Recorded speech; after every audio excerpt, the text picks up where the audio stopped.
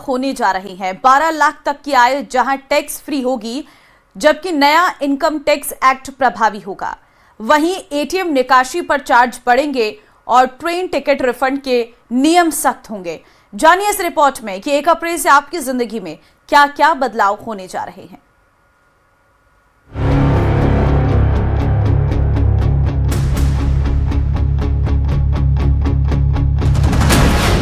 कई बदलाव के साथ आ रहा है अप्रैल।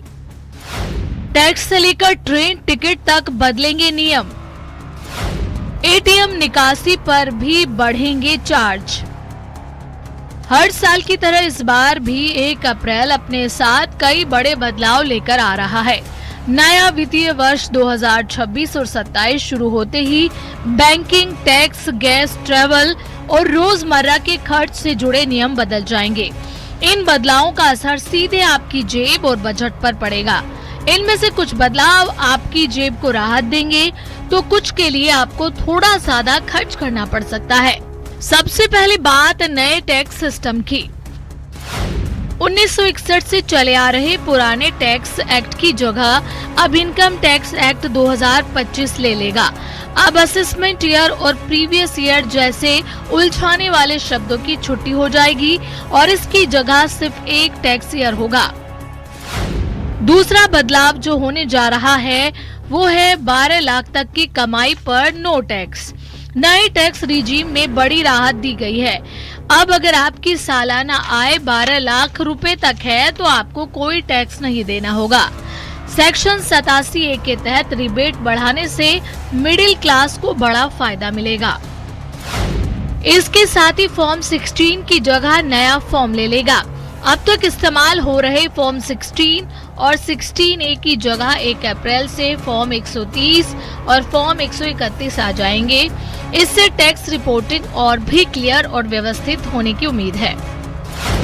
इसके साथ ही पैन कार्ड के लिए सख्त नियम होने जा रहे हैं।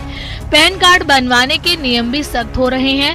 अब केवल आधार कार्ड से जन्मतिथि का प्रमाण नहीं चलेगा।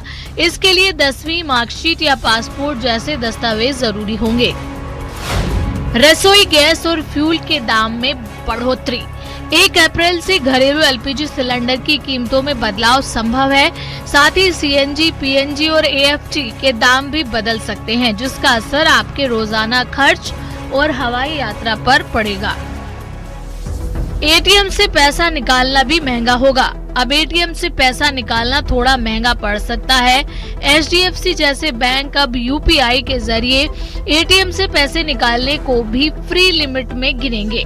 5 ट्रांजैक्शन के बाद हर बार 23 रुपए देने होंगे। वहीं बंधन बैंक में बैलेंस कम होने की वजह से ट्रांजैक्शन फेल हुआ तो 25 रुपए का जुर्माना लगेगा।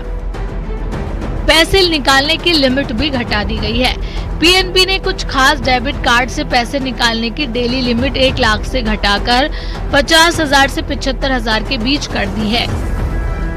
Train ticket cancellation. अब ट्रेन टिकट कैंसिलेशन करना पहले जितना आसान नहीं रहेगा। अगर आप यात्रा से 8 घंटे पहले टिकट कैंसिल करते हैं तो कोई रिफंड नहीं मिलेगा। पहले ये समय सीमा 4 घंटे थी। ट्रेन टिकट रिफंड का जो नया स्ट्रक्चर है उसके मुताबिक 8 से 24 घंटे पहले कैंसिल करने पर सिर्फ 50% रिफंड, 24 से 72 घंटे पहले करने पर 25% की कटौती, 72 घंटे से पहले अधिकतम कैंसिलेशन चार्ज कटेगा।